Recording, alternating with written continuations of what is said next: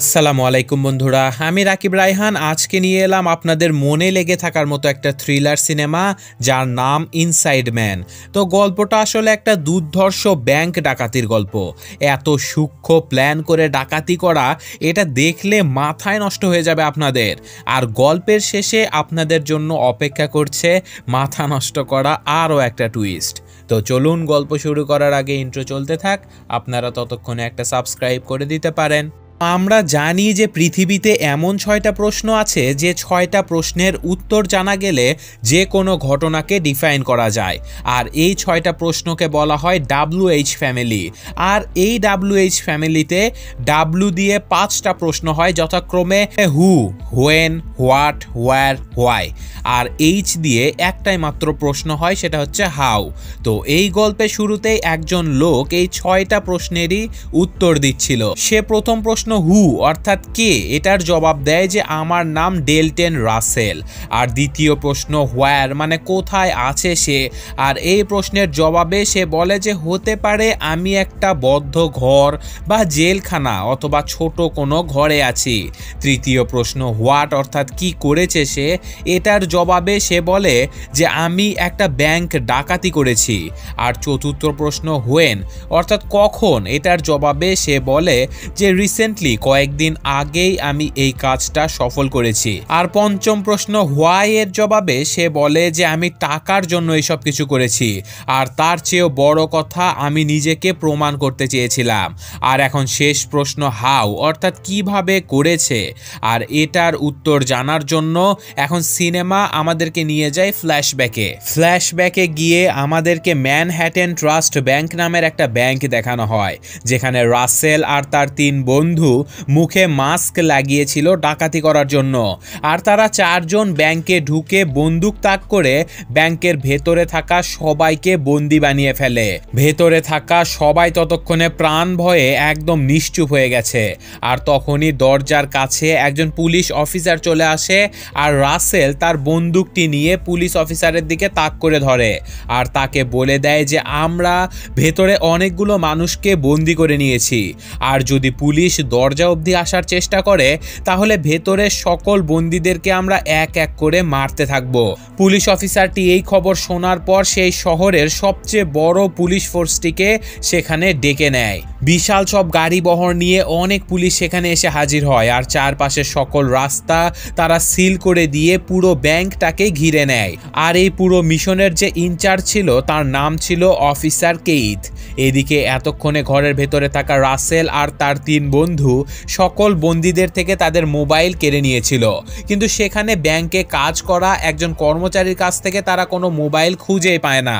রাসেল তাকে বারবার বলে যে মোবাইল কোথায় রেখেছো, আমাকে দিয়ে দাও। কিন্তু সেই লোকটি, যার নাম ছিল পিটার, সে বলে যে আমি আমার ফোন আজকে বাড়িতে ভুলে রেখে চলে এসেছি।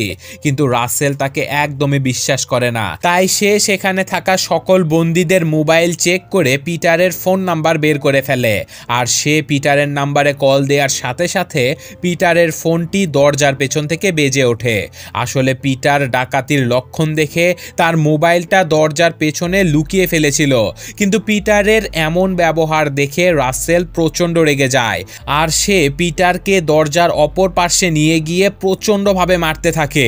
আর এমন ভয়ানক মারধরের দৃশ্য দেখে বন্দী হয়ে যাওয়া ব্যাংকের ভেতরে থাকা বাকি লোকজনগুলো প্রচণ্ড ভয় পেয়ে যায়। আর এখানে 4 জন ডাকাতের মধ্যে একজন মেয়েও ছিল, কিন্তু তারা কেউ তাদের আসল নামে সেখানে ডাক পাচ্ছিল না। তারা একে অপরকে স্টিভ, স্টিভি, স্টিভো এইসব নামে ডেকে চলেছিল। তো যাই হোক, এখন সেই ডাকাতেরা সেখানে থাকা সকল বন্দীদেরকে তাদের কাপড় চোপড় খুলে ফেলতে বলে, আর তারা বন্দীদেরকে একই রকমের কাপড় দিয়ে সেগুলো পরার জন্য আদেশ দেয়। আর সেই ডাকাতেরাও সেম একই রকমের কাপড় নিজেরাও পরে নেয়। তারা সবাই মুখে মাস্কও লাগিয়ে নেয়। এসব কিছু করতে করতে রাসেলের দল সেখানে একজন বৃদ্ধ লোককে দেখতে পায়, যে কিনা খুবই অসুস্থ ছিল। সে তাদেরকে বলে যে আমার হার্টের অসুখ আছে বাবা, আমাকে ছেড়ে দাও। আর রাসেল এখন সেই বৃদ্ধ লোকটিকে বাহিরে পুলিশদের কাছে ছেড়ে দেয়। বৃদ্ধ লোকটি বাহিরে গিয়েই পুলিশদেরকে বলে দেয় যে ভেতরে 4 জন ডাকাত আছে, আর তারা বলেছে যদি কেউ দরজার কাছে আসার চেষ্টা করে তাহলে ভেতরে বন্দীদের মধ্য থেকে তারা 2 জনকে মেরে ফেলবে। অপরদিকে ব্যাংকের ভেতরে ভেতরে রাসেল আর তার দুই বন্ধু পুরো ব্যাংক তল্লাশি করতে থাকে। তারা ব্যাংকের ভেতরে অনেক অনেক টাকা দেখতে পায় আর তল্লাশি করতে করতে তারা তিনজন একটা স্টোর রুমে এসে পৌঁছায়। আর অবাক করা ব্যাপার হলো রাসেল এই স্টোর রুমকে দেখে বলে ওঠে যে ওয়াও, আর তার এক্সপ্রেশন দেখে মনে হচ্ছিল যে সে যেন টাকা চুরি করতে নয় বরং এই স্টোর রুম দেখার জন্য এখানে এসেছিল। তো যাই হোক, এখন এই ব্যাংকের মালিক যার নাম ছিল আর্থার কেইস, তাকে জানানো হয় যে তার ব্যাংকে ডাকাতি করা শুরু হয়ে গেছে। আর্থার জিজ্ঞাসা করে যে কোন ব্রাঞ্চে। অপর পাশ থেকে তাকে জানানো হয় যে ব্রাঞ্চ নাম্বার 32-এ 4 জন ডাকাত ব্যাংকের সবাইকে বন্দি বানিয়ে ডাকাতি শুরু করে দিয়েছে। কিন্তু আর্থার যেন ব্রাঞ্চ নাম্বার 32-এর কথা শুনে আরো বেশি টেনশনে পড়ে যায়। আর এখন আর্থার একটা মহিলাকে ফোন করে। এই মহিলাটি ছিল একজন পাওয়ার ব্রোকার, অর্থাৎ বিভিন্ন বড় বড় রিয়েল স্টেট, জায়গা জমি, কোম্পানি ইত্যাদি বেচা কেনা সহ হাই প্রোফাইল সব ডিলগুলো এই মহিলা হ্যান্ডেল করে থাকে। আর এই মহিলাটির নাম ছিল হোয়াইট। আর্থার সরাসরি হোয়াইটের সাথে দেখা করে আর তাকে বলে যে আমার 32 নাম্বার ব্রাঞ্চের 392 নাম্বার লকারে আমার একটা বক্স আছে, আর আমি চাই না সেই বক্সটা ডাকাত, পুলিশ, ব্যাংক কর্মচারী কেউ কোনো দিন খুলুক। ওই বক্সটা আমার জন্য অনেক দামি। এইসব কথা শুনে হোয়াইট বলে কেন, ওই বক্সে কি কোনো নিউক্লিয়ার বোম অ্যাক্টিভ করার কোড আছে নাকি? আর্থার বলে যে না, ওই বক্সে এমন কিছুই নেই যার ফলে কারো কোনো ক্ষতি হবে। ওই বক্সে যা আছে তা তোমার জন্মেরও অনেক আগের কিছু। এই সব কিছু শুনে হোয়াইট বলে আমি জানি বাক্সটা খুললে কারো কোনো ক্ষতি হবে না, শুধুমাত্র আপনার ক্ষতি ছাড়া। আর এই সব কিছু বলে আর্থার হোয়াইটকে সেই বাক্সটি উদ্ধার করার জন্য একটা ডিল করার অনুরোধ করে। আর আর্থারের এমন বিপদ দেখে হোয়াইট বিপুল পরিমাণ টাকার বিনিময়ে তার বাক্সটি উদ্ধার করার জন্য রাজি হয়ে যায়। আর এখন হোয়াইট সেই বাক্সটি উদ্ধার করার জন্য সবার আগে চলে যায় সেই সিটির মেয়রের কাছে। হোয়াইট এর আগেও বিভিন্নভাবে মেয়রকে সাহায্য করেছিল, তাই সে এবার মেয়রের কাছে সাহায্য চাইতে এসেছিল। আর মেয়র তাকে সাহায্য করার জন্য সেই ব্যাংকে ডাকাতি চলাকালীন যে মিশনের ইনচার্জ ছিল, অর্থাৎ যার নাম ছিল ইন্সপেক্টর কেইথ, তার সাথে দেখা করিয়ে দেয়। হোয়াইট কেইথের কাছে সাহায্য চাইলে কেইথ কোনোভাবেই তাকে কোনো প্রকার সাহায্য করার জন্য রাজি হয় না। আর এখন হোয়াইট তাকে বলে যে তুমি যদি আমাদের সাথে কোঅপারেট করো তাহলে তোমার প্রমোশন হয়ে যেতে পারে। কিন্তু কেইথ তাকে বলে যে আমি যদি যোগ্য হই তাহলে আমি প্রমোশন এমনিতেই পাবো। আর এবার লোভ দেখিয়ে কাজ না হওয়ায় হোয়াইট তাকে বলে যে তোমার উপরে যে $140,000 গায়েব করার কেসটা চলছে সেটার কি খবর। আসলে এখানে হোয়াইট ইনডিরেক্টলি কেইথকে বলতে চাচ্ছিল যে তুমি যদি আমাদের সাথে কোঅপারেট করো তাহলে আমরা তোমার উপরে চলতে থাকা এই $140,000 কেস থেকে মুক্ত করে দেব। এই কথা শুনে কেইথ তাদেরকে সাহায্য করার জন্য রাজি হয়ে যায়। কিন্তু তখনও পুলিশ অফিসারেরা ভেতরে থাকা ডাকাতদের ব্যাপারে কিছুই জানতে পারেনি। ভেতরে থাকা মোবাইল ফোনে বারবার পুলিশেরা কল করলেও কোনো ডাকাতই সেই ফোন কল রিসিভ করে না। আর ভেতরে থাকা ডাকাতেরা ব্যাংকের সকল সিসিটিভি ক্যামেরাকে ডিঅ্যাক্টিভ করে ফেলেছিল, যার ফলে বাইরে থেকে পুলিশেরা ব্যাংকের ভেতরে কি ঘটছে তার কিছুই দেখতে পারছিল না। বাহিরে থাকা সেই ডাকাত দলের গাড়িটা এতক্ষণে পুলিশ ঘিরে নিয়েছিল। আর তারা গাড়িটা বেশ কিছুক্ষণ চেক করার পরেই বুঝে যায় যে এই গাড়িটাও ছিল চুরি করা গাড়ি। তো কিছুক্ষণ পরে সেই ব্যাংকের ভেতর থেকে ডাকাতেরা আরও একজন লোককে বাহিরে ছেড়ে দেয়। লোকটির গলায় একটা বাক্স ঝুলানো ছিল, আর সেই লোকটা ছিল একজন ইন্ডিয়ান। লোকটার নাম ছিল বিক্রম। গলায় তার বাক্সটি দেখে পুলিশ তাকে সন্দেহ করে সাথে সাথে ধরে ফেলে আর তাকে বলে যে বক্সের ভেতরে কি কোনো বোম আছে নাকি। কিন্তু বিক্রম বলে যে না, বক্সের ভেতরে কোনো বোম নেই। আর এখন পুলিশ বাক্সটি খুললে দেখতে পায় সেখানে ডাকাতেরা লিখে রেখেছে যে আজকে রাত 9টার আগে আমাদের দুটো বাস আর একটা জেট প্লেন চাই পাইলট সহ, আর সেই প্লেনের ট্যাঙ্ক অবশ্যই পুরোপুরি ভরা থাকতে হবে। আর যদি তোমরা রাত 9টার আগে আমাদের কথা না রাখো তাহলে আমরা তারপর প্রতি ঘন্টায় একজন করে মানুষকে ক্যামেরার সামনে এনে মেরে ফেলবো। এখন আবার ব্যাংকের ভেতরে দেখানো হয় যেখানে বন্দীদের মাঝে একজন ছেলে ছিল যে সবার সামনে তার মাস্কটি খুলে ফেলে। ছেলেটি সবাইকে উদ্দেশ্য করে বলে যে এই মাস্কটি পরে আমার দম বন্ধ হয়ে আসছে, এর চেয়ে ভালো তো আমি গুলি খেয়ে মারা যাব। সে আরো বলে যে তারা আমাদের সবাইকে একই রকমের কাপড় কেন পরিয়েছে জানো, কারণ পুলিশ যখন ভেতরে আসবে তখন যেন পুলিশ ভুল করে আমাদেরকেই গুলি করে মেরে দেয়। আর আর সবাই তখন ছেলেটিকে বারবার শান্ত করার চেষ্টা করলেও ছেলেটি অতিরিক্ত ফ্রাস্ট্রেশনে এসে চিৎকার করতে থাকে। আর তার চিৎকার শুনে সেই ঘরে রাসেল চলে আসে। রাসেল ছেলেটির উপরে প্রচণ্ড রেগে যায় আর তাকে ধরে পাশের ঘরে নিয়ে যায় আর তারপর সেখানে তাকে বেদম মারধর করতে থাকে।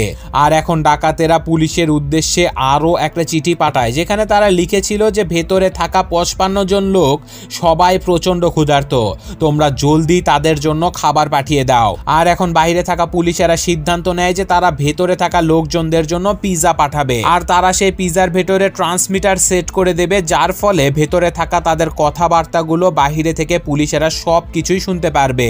পিৎজা পাঠানোর জন্য সিদ্ধান্ত তারা এই জন্য নেয় কারণ পিৎজা খেতে হলে সবাইকে একত্রিত হতে হবে। আর যেমন প্ল্যান তেমন কাজ, পুলিশেরা সবাই ভেতরে থাকা বন্দীদের জন্য অনেকগুলো পিৎজা সেখানে দিয়ে দেয় আর তারা বাহিরে থেকে বসে ট্রান্সমিটারের মাধ্যমে আসা কথাগুলো রেকর্ড করতে থাকে। পুলিশেরা সেই রেকর্ডের ভয়েস শুনে অবাক হয়ে যায় কারণ তারা সেই ভয়েসের কিছুই বুঝতে পারছিল না, একদম অন্য ধরনের কোনো ভাষা বলছিল সেই রেকর্ডে। কিন্তু কিছুক্ষণের মধ্যেই সেখানে থাকা একজন লোক এসে পুলিশদেরকে জানায় যে এটা আলবেনিয়ান ভাষা, কারণ তার স্ত্রী একজন আলবেনিয়ান নাগরিক, তাই সে এই ভাষাটিকে চিনতে পেরেছে। আর এখন আলবেনিয়ান ভাষাতে কি বলা হচ্ছে এটা বোঝার জন্য সেই লোকটির স্ত্রীকে সেখানে ডেকে পাঠানো হয়। আর সেই লোকটির স্ত্রী সেখানে এসে পুলিশদেরকে জানায় যে এটা প্রাক্তন আলবেনিয়ান প্রেসিডেন্টের অনেক পুরনো একটা ভাষণ, তিনি অনেক আগেই মারাও গেছেন। অর্থাৎ ভেতরে থাকা ডাকাতেরা বুঝে গিয়েছিল যে পিৎজার মধ্যে ট্রান্সমিটার আছে আর তাই তারা ট্রান্সমিটারের সামনে এই আজগুবি রেকর্ডেড ভাষণ ছেড়ে দিয়েছিল। এখন ব্যাংকের ভেতরে দেখানো হয় যেখানে ডাকাতেরা বন্দি বানানো সব লোকজনদেরকে একটা মাত্র রুমে বন্ধ করে রাখেনি, তারা সবাইকে আলাদা আলাদা রুমে বন্ধ করে রেখেছিল।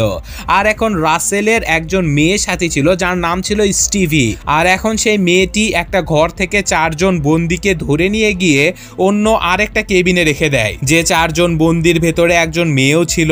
আর এখন স্টিভি সেই 4 জনকে বন্ধ করে বাহিরে এসে নিজেই চিৎকার করতে থাকে।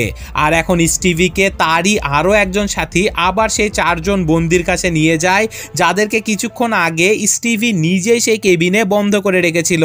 আর এখন স্টিভির সাথী স্টিভিকে সেই 4 জন বন্দীদের মাঝে রেখে দিয়ে সেই কেবিনে থাকা বন্দি মেয়েটাকে নিয়ে অন্য আরেকটা কেবিনে বন্ধ করে দেয়। তারা সবাই জেনে বুঝে এভাবেই নিজেদেরকে বন্দীদের মাঝে ওলটপালট করে নিচ্ছিল যাতে পুলিশ তাদেরকে ধরতে না পারে। এদিকে ডাকাতেরা আবার ব্যাংকের ভেতরে একটা গর্ত করা শুরু করে দিয়েছিল আর এতক্ষণে তাদের সেই গর্তটি খোঁড়াও কমপ্লিট হয়ে গিয়েছিল।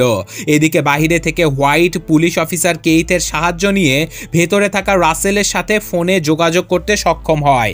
হোয়াইট এখানে এই ব্যাংকের ওনার মিস্টার আর্থারের পক্ষ নিয়ে রাসেলকে একটা প্রস্তাব দেয়। সে রাসেলকে বলে যে আমি তোমাকে এত বেশি পরিমাণে টাকা দেব যে তুমি ব্যাংক ডাকাতি করেও এত টাকা চুরি করতে পারবে না। এই কথা শুনে রাসেল হোয়াইটকে ব্যাংকের ভেতরে আসার জন্য অনুমতি দিয়ে দেয়।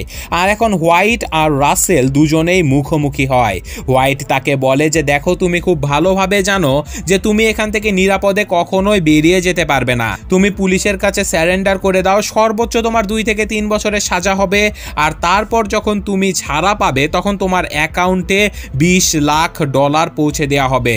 রাসেল এই সব কিছু শুনে তাকে বলে তুমি সরাসরি কেন বলছো না যে তুমি আসলে কি চাও? হোয়াইট তাকে বলে যে আমি যেটা চাই সেটা আমি তোমাকে কখনোই বলতে পারবো না। কিন্তু রাসেল হোয়াইটকে বলে যে আমি জানি তুমি কি চাও, ঠিক আছে আমি তোমাকে একটা গল্প বলছি শোনো। দ্বিতীয় বিশ্বযুদ্ধের সময় একজন আমেরিকান নাগরিক সুইজারল্যান্ডের একটা ব্যাংকে কাজ করত। তার সাথে হিটলারের নৎসি বাহিনীদের অনেক ভালো সম্পর্ক ছিল। আর সেই লোকটি নিজের মানবতা বিক্রি করে সেই নৎসি বাহিনীদের সাথে হাত মিলিয়ে ইহুদিদের ঘর বাড়ি সব কিছু লুটে নিয়ে কোটি কোটি টাকার মালিক হয়ে গিয়েছিল। আর তুমি যার জন্য আমার সাথে ডিল করতে এসেছো সেই আর্থার নিজেও এমনই একজন মানুষ। সে নিজেও নৎসি বাহিনীর থেকে নেওয়া টাকাগুলো দিয়ে আজকে এই বিশাল ব্যাংক খুলে বসেছে। আর এখন রাসেল হোয়াইটকে কিছু ডকুমেন্টস দেখায় আর সে হোয়াইটকে বলে যে এগুলো হলো সেই ডকুমেন্টস যেখানে মিস্টার আর্থার এবং নৎসি বাহিনীর মধ্যে যত চুক্তি আর ডিল হয়েছিল সেগুলো লেখা আছে। আর এই সব ডকুমেন্টস আসলে অনেক আগেই তার নষ্ট করে দেওয়া উচিত ছিল, কিন্তু তোমার বস আর্থার সেই কাজটা করেনি। আর এখন এই ডকুমেন্টসগুলো সম্পূর্ণ সম্পূর্ণভাবে আমার কবজায় এসে গেছে, আর এখন যদি আমাকে পুলিশ গ্রেফতারও করে নেয় তাহলে তোমার বসকে আমাকে ছাড়াতে হবে। সবকিছু বলে হোয়াইটের সাথে মিটিং শেষ করে ফেলে রাসেল। আর এখন হোয়াইট ব্যাংক থেকে বেরোলে বাইরে থাকা পুলিশ অফিসার কেইথ তাকে জিজ্ঞাসা করে যে তোমাদের মাঝে কি কথাবার্তা হলো, কিন্তু হোয়াইট কেইথকে কিচ্ছু বলে না। এদিকে এতক্ষণে রাত 9টা পেরিয়ে গেছিল, অর্থাৎ রাসেলের বেঁধে দেওয়ার সময়, যে সময়ের ভেতরে বাস এবং জেট প্লেন সেখানে আসার কথা সেই সময়টা পেরিয়ে গেছে। আর এখন রাসেল আর কেইথের মাঝে ফোনে কথাবার্তা হয়, কিন্তু অবাক করার ব্যাপার হলো রাসেল এখানে কেইথের সাথে আজগুবি সব গল্প করতে শুরু করে দেয়। কেইথও কিছুক্ষণের মধ্যেই বুঝে যায় যে রাসেল আসলে তাকে কথার ফাঁদে ফেলে সময় নষ্ট করছে। কেইথের মাথায় কিচ্ছু ঢুকছিল না যে ডাকাতেরা এমনটা কেন করছে। তো যাই হোক, এখন কেইথ রাসেলকে বলে যে তুমি যা যা বলেছো আমরা সব কিছু করার চেষ্টা করেছি, কিন্তু তোমার অন্য কোনো আবদার পূরণ করার আগে আমি ব্যাংকের ভেতরে গিয়ে দেখতে চাই যে তুমি যাবার আগে সেখানে কোনো লাশ ফেলে যাচ্ছ না তো। আর এখন রাসেল কেইথকে ব্যাংকের ভেতরে আসার জন্য অনুমতি দিয়ে দেয়। কেইথ ব্যাংকের ভেতরে গেলে রাসেল তাকে সাথে করে নিয়ে প্রত্যেকটা কেবিনে কেবিনে ঘুরে বন্দীদেরকে দেখাতে থাকে। আর এখন তারা শেষ একটা কেবিনে চলে আসে যেখানে 3জন বন্দীকে মুখ বেঁধে বসিয়ে রাখা হয়েছিল, আর তাদের মুখে কোনো মাস্কও ছিল না। শেষের এই 3জনের মুখে মাস্ক না দেখে কেইথ বেশ অবাক হয়ে যায়, আর তাই রাসেল তাকে বলে যে এরা হলো সেই 3জন যারা খুব বেশি কথা বলে আর আমাদের কোনো কথাই শুনতে চায় না। এখানে কেইথ আর রাসেল খুবই ক্যাজুয়াল ভাবে কথাবার্তা বলতে থাকে, যেন তারা দুজন খুবই পরিচিত বন্ধু। কেইথ তাকে বলে যে তুমি আমার সাথে বাহিরে কেন আসছো না রাসেল। রাসেল তাকে বলে যে এখনো অনেক কাজ বাকি, কাজ শেষ হলে আমি এই দরজা দিয়েই বাহিরে আসবো তোমার সামনে দিয়ে, তুমি শুধু অপেক্ষা করো।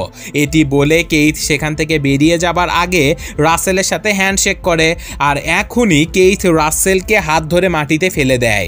আর তাদের মাঝে সেখানে বেশ কিছুক্ষণ ধরে ভয়ানক মারামারিও চলতে থাকে। মারামারির এক পর্যায়ে কেইথ রাসেলের মুখের মাস্ক সবেমাত্র খুলতে যাবে, আর তখনই রাসেলের বাকি বন্ধুরা সেখানে বন্দুক নিয়ে চলে আসে, আর তারা সবাই কেইথকে গান পয়েন্টে নিয়ে নেয়। কিন্তু তারা কেইথকে সেখানে কিচ্ছু বলে না, তারা বাস কেইথকে ব্যাংকের ভেতর থেকে বাহিরে পাঠিয়ে দেয়। বাহিরে বেরিয়ে কেইথ বুঝে যায় যে ভেতরে থাকা ডাকাতেরা প্রচণ্ড রকমের চালাক, যেন তারা পুলিশ কি করবে তার সব কিছু আগে থেকে আন্দাজ করতে পারছিল। তাদের প্ল্যান ছিল খুবই মজবুত। কিন্তু এদিকে ভেতরে থাকা রাসেল কেইথের হাতে মার খাবার কারণে এতক্ষণে প্রচণ্ড রেগে গিয়েছিল। কেইথের এমন কাজটিকে শিক্ষা দেওয়ার জন্য রাসেল একজন বন্দীকে ছাদের উপরে ধরে নিয়ে যায়, আর তাকে সেখানে ক্যামেরা চালু করে সবার সামনে গুলি করে মেরে ফেলে। কেইথের সামান্য একটা ভুলের জন্য একজন সাধারণ মানুষ এখানে প্রাণ হারালো, আর এই ব্যাপারটা নিয়ে কেইথ খুবই আফসোস করতে থাকে।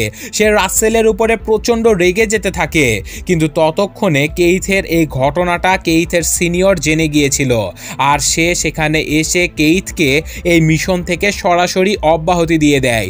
যদিও কেইথ এই মিশনে থাকার জন্য তার সিনিয়রের কাছে অনেক অনুরোধ করতে থাকে, কিন্তু কোনোই লাভ হয় না। কেইথকে এই মিশন থেকে সরাসরি বের করে দেয়া হয়। আর এখন এই মিশনের জন্য যে নতুন ইনচার্জকে নিয়োগ করে দেয়া হয়েছিল, সেই ইনচার্জ সিদ্ধান্ত নেয় যে এখন তারা ব্যাংকের ভেতরে গিয়ে সে ডাকাতদের উপরে হামলা করবে। তারা হামলার পুরোপুরিভাবে প্রস্তুতি নিতে থাকে। এদিকে কেইথ এই মিশন থেকে বের হয়ে আসলেও সে চিন্তা করতে থাকে যে কিভাবে যেন ডাকাতেরা তাদের সব প্ল্যান, তাদের সব কথা আগে থেকে শুনতে পাচ্ছিল। আর তখনই তার মনে পড়ে যায় যে প্রথমে বের হয়ে আসা বিক্রম নামের সেই ছেলেটির কথা, যার কাঁধে একটা বক্স ঝুলানো ছিল। কেইথ দ্রুত সেই ব্রিফকেসটি চেক করতে গেলে দেখতে পায় যে সেই বক্সের ভেতরে একটা ট্রান্সমিটার বসানো আছে, যার মাধ্যমে আসলে সেই ডাকাতেরা পুলিশদের সব প্ল্যান আগে থেকে জেনে যাচ্ছিল। এটি বোঝার পরে কেইথ এখন সেই মিশনের ইনচার্জকে কল দিয়ে বলে দেয় যে ডাকাতেরা সব কিছু জানে, তোমরা তাদের উপরে হামলা করবে তারা এটাও জানে। কিন্তু সেই মিশনের নতুন ইনচার্জ কেইথের কথা কানেই নেয় না, সে তার সিদ্ধান্তে অটল, সে হামলা করবেই। এদিকে ব্যাংকের ভেতরে থাকা রাসেল পুলিশের হামলা করার প্ল্যান সম্পর্কে আগে থেকেই জেনে গিয়েছিল, আর এখন পুলিশ হামলা করার আগে রাসেল সেখানে স্মোক বোম মেরে সেখানে থাকা সকল বন্দীদেরকে একসাথে ছেড়ে দেয়। আর একই রকমের কাপড় আর মুখে মুখোশ পরা সব বন্দীরা ব্যাংক থেকে একসাথে বেরিয়ে চলে আসে। পুলিশেরা ব্যাংকের ভিতরে গিয়ে অনেক খোঁজাখুঁজি করেও কোনো ডাকাতকে খুঁজে পায় না, অর্থাৎ ডাকাতেরা এই বন্দীদের মাঝে সেম কাপড় কাপড় আর সেই মাস্ক পরে লুকিয়ে আছে। যদিও সেখানে থাকা সকল বন্দিরাই পুলিশের কাছে গ্রেফতার হয়েছিল, কিন্তু তবুও পুলিশ সেখানে থাকা ডাকাতদেরকে কোনোভাবেই খুঁজে বের করতে পারছিল না, কারণ পুলিশ কোনো ডাকাতের চেহারা এর আগে কোনো দিনও দেখেনি। আর এখন পরবর্তী ইনভেস্টিগেশনের জন্য পুলিশ সেখানে থাকা সকল বন্দীদের নাম, ঠিকানা সব কিছু লিখে নেয়। আর এখন বন্দীদেরকে ছেড়ে দেওয়ার পরে পুলিশ এসে ব্যাংকে তল্লাশি করতে থাকে। পুলিশেরা অবাক হয়ে দেখে যে ডাকাতেরা ব্যাংক থেকে একটা টাকাও চুরি করেনি। এমনকি ডাকাতেরা যে অস্ত্রগুলো দিয়ে এই ব্যাংকে ডাকাতি করার জন্য এসেছিল, সেই অস্ত্রগুলো ছিল সব খেলনার অস্ত্র। ছাদের উপরে যে লোকটিকে গুলি করে মেরে ফেলা হয়েছিল, সেটাও ছিল সম্পূর্ণভাবে নকল গুলি।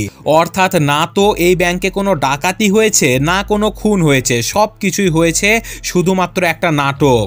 পুলিশেরা বুঝে যায় যে বন্দীদের মাঝে ডাকাত 3 জন ছিল, কিন্তু ডাকাতের সর্দার অর্থাৎ যে এই সব মাস্টার প্ল্যান করেছিল, যার নাম ছিল রাসেল, সে সেখানে থাকা বন্দীদের মাঝে ছিলই না, কারণ কেইথ আর হোয়াইট দুজনেই রাসেলের সাথে কথা বলেছিল।